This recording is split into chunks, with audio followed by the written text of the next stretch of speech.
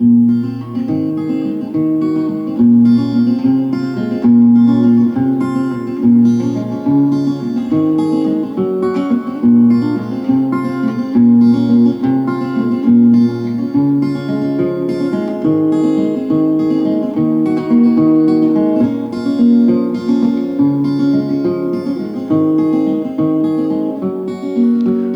say, aye, Captain. Sorry, Bartholomew. There is no place for a Spanish conquistador with a terrible English accent in this story. Aye, Racer. Yeah. No place for you in this story either, Peter. Why don't you each go off for a cup of tea and a lie down, eh? Very well, Captain. Sure thing, Racer. Good. And that's that. No more Bartholomew Cuthbert Thistlebottom or Peter hanging around for the time being. We don't need 'em here because this story ain't about them. It's about that strange crossbreed, what is kind of, how can I say it, half bad jelly and half Pied Piper. I'd better go back to the beginning of the story. My name is Razor Sharp. And peoples what knows me will tell you I'm half nice guy, half pirate. 'Twas a glorious night on the high seas. Me crew and me was on our way back to Nassau with a haul of gold and with bellies full of fish and ale. When all of a sudden the sky was lit up brighter than day. And there she was, flying way above the moon on her broomstick, and behind her followed the biggest group of flying cats I'd ever seen. I'll tell you what they looked like. They looked like angels. Yeah, like the angels of Hades. Glorious and terrifying. She was playing some kind of musical instrument. It looked like a pan flute, but it sounded like a full orchestra. Nah. More like 1,000 orchestra. Nah. 10,000 orchestra. Nah, not even close. 100,000 orchestras.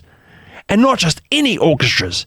They was louder and more terrifying than as if them 100,000 orchestras was made up entirely of Highland pipers.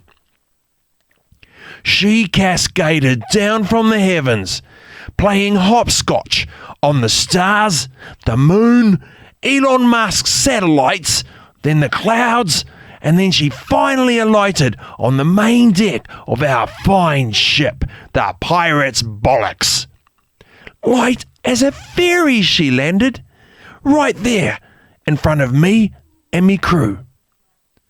She turned her head right round, about 3,472,000 million degrees.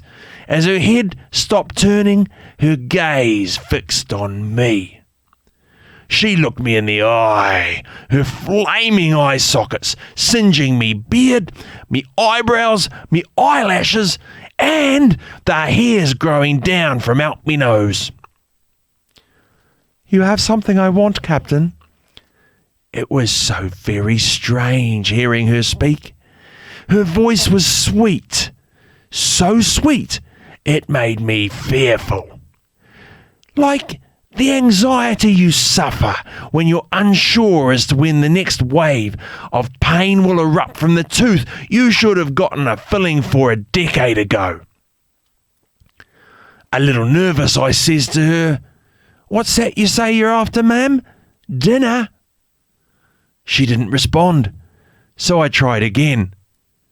"Beer?" Well, I always want beer, Captain, she said. So I says, "Here you go, ma'am." And she says, "Pure blonde.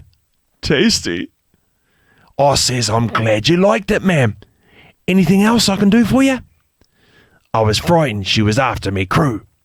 They're a hodgepodge collection of old sea dogs, more useless than no other.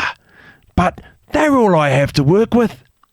They'd all presented themselves on deck when they heard her music. It was like an old sea dog whistled to their ears. A more piercing dog whistle than the ones you hear from the mouths of Republican speakers at Trump rallies. Her whisking off with me men was my worst nightmare, or so I thought. And then she momentarily put me at ease.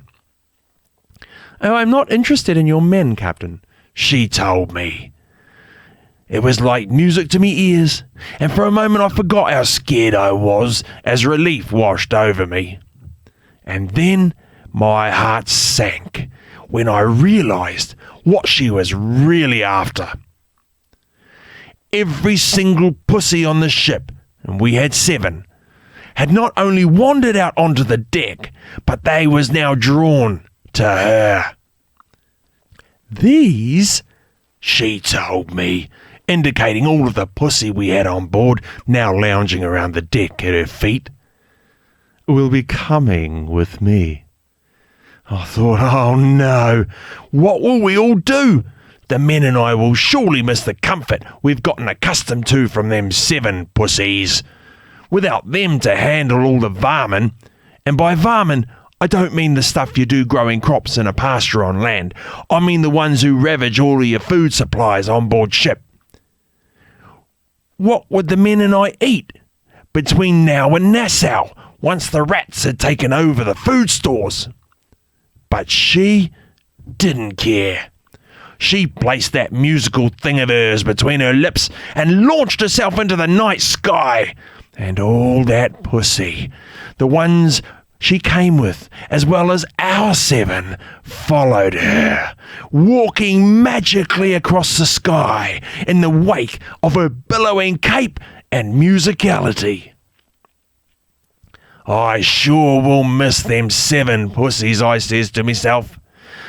It dawned on me how unfair it is that she now has the comfort of more pussy than I ever had, given she has hers, as well as mine now. But she was gone, and so were they. The men and I all set about figuring out how to make it back to Nassau alive without rations, seeing as now the varmin would get them all.